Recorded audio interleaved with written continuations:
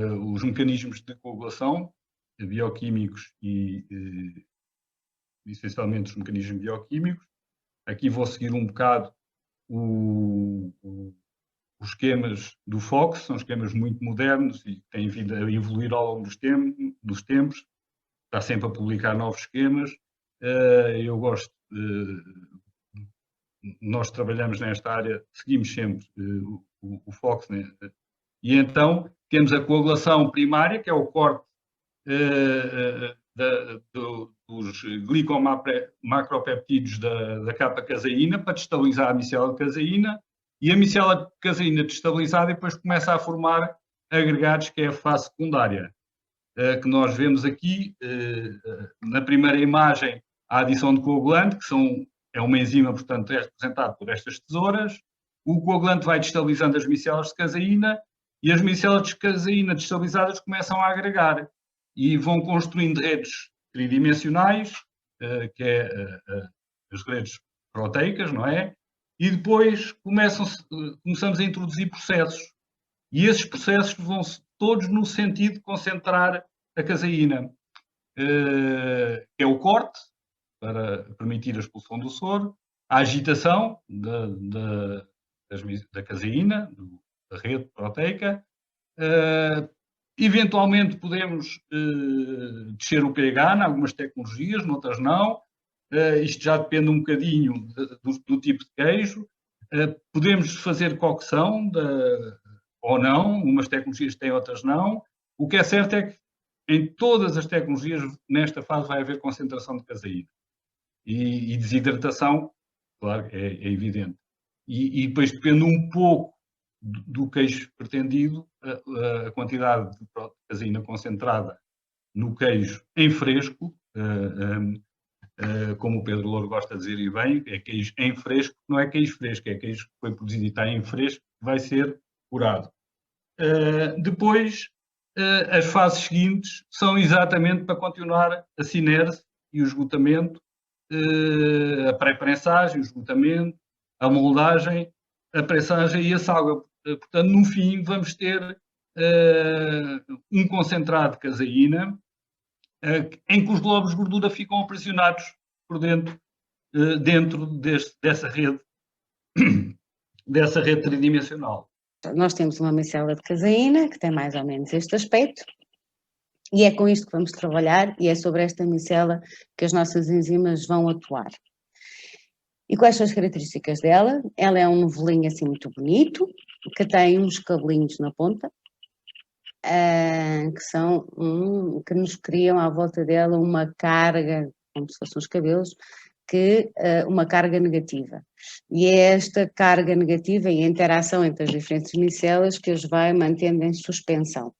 À volta desta carga está digamos, uma camada de água, não é? Que se liga a estas cargas negativas, e alguns pontos de gordura também. O que é que nós fazemos? Quando nós aplicamos uma enzima, ela vai de alguma forma destruturar este novelo, e este novelo, ao ser destruturado, precipita. E ao precipitar, vai-se reorganizar de outra maneira, dando origem a um gel, a uma rede. Elas vão se ligando entre si e dão origem a uma rede. Nós temos aqui algumas imagens microscópicas que nos dão a diferença entre dois tipos de gel. Um gel enzimático, onde nós temos aqui uma estrutura reticular bastante forte, e um gel láctico, onde a estrutura reticular é muito mais frágil, provocando que haja muito menos extrato seco. Durante o processo de coagulação, temos aqui mais ou menos reproduzido. Temos o início, leite na cuba, onde nós temos cá as nossas micelas de caseína, temos uma adição de uma enzima, de um coalho, seja ele o que for. Este coalho o que vai fazer é ir destruir este novelinho, consoante os tipos de coalho que nós vimos anteriormente, e se tem mais quimosina ou menos quimosina, ele vai destruir esta micela de maneira diferente. Os coalhos com maior nível de quimosina é extremamente eficiente na degradação destas micelas, porque ela vai cortar só estes cabelinhos aqui à volta. Ela é muito específica e só corta estes cabelinhos que têm a ver com a capa-caseína. Promovendo o quê? Que o resto da estrutura da micela se mantenha inteira e, como deixa de ter carga, tem tendência de se agregar entre si, e quando nós passamos a ter quando deixamos de ter estes cabelinhos à volta da micela, ou seja, quando são cortadas as capas caseínas, nós começamos a ter aquilo que qualquer caseiro tem essa percepção, que é a floculação do leite, ou seja, ele não está totalmente coagulado, mas começam a aparecer os farritos, começamos a destruturar o gel. E depois, esse é o tempo em que, em termos de queijaria, nós tomamos como tempo de floculação. Muitas vezes não é tomado em linha de conta, mas este tempo que medeia desde a adição do coalho até nós começarmos a ter a percepção da floculação é extremamente interessante e importante para fazermos o cálculo do tempo total da coalhada, ou seja, até termos o gel completamente formado dentro do ponto de firmeza desejado para cada tecnologia, para cada tipo de queijo. Então, entre a floculação e o corte, ou seja, até nós termos uma textura pretendida do gel, vai demorar um determinado tempo.